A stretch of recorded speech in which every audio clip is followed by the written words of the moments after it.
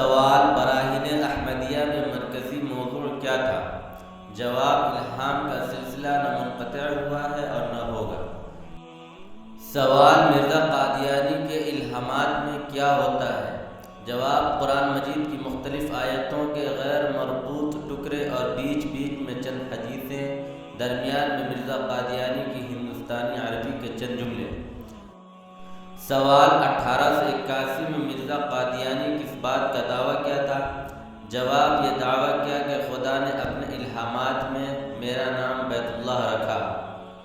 سوال: 1882 میں مرزا قادیانی نے کس بات کا دعویٰ کیا تھا؟ جواب: مجدد ہونے کا دعویٰ کیا اور کہا خدا تعالیٰ نے الہام کے ذریعے سے مجھے خبر دی کہ تو اس صدی کا مجدد ہے۔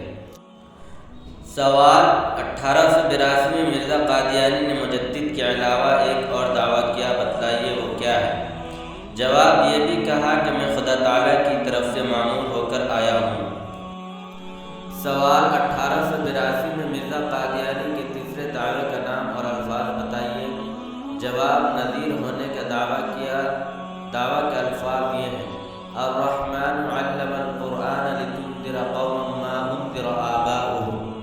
ترجمہ: خدا نے تجھے قرآن سکھلایا تاکہ تو ان لوگوں کو ڈرائے جن کے باپ دادا ڈرائے نہیں گئے۔ سوال: 1883 میں مرزا قادیانی نے 3 چیزوں کا دعویٰ کیا، وہ کیا ہے؟ جواب: یا آدم اسکن انت وزوجک الجنہ۔ اس لفظ سے آدم ہونے کا دعویٰ کیا۔ یا مریم اسکن انت وزوجک الجنہ، اس سے مریم ہونے کا دعویٰ کیا۔ یا احمد اسکن انت وزوجک الجنہ، اس سے حمد ہونے کا دعویٰ کیا۔ سوال: 1883 میں مرزا قادیانی نے اپنے بیہودہ دعووں کی وضاحت کس طرح کی؟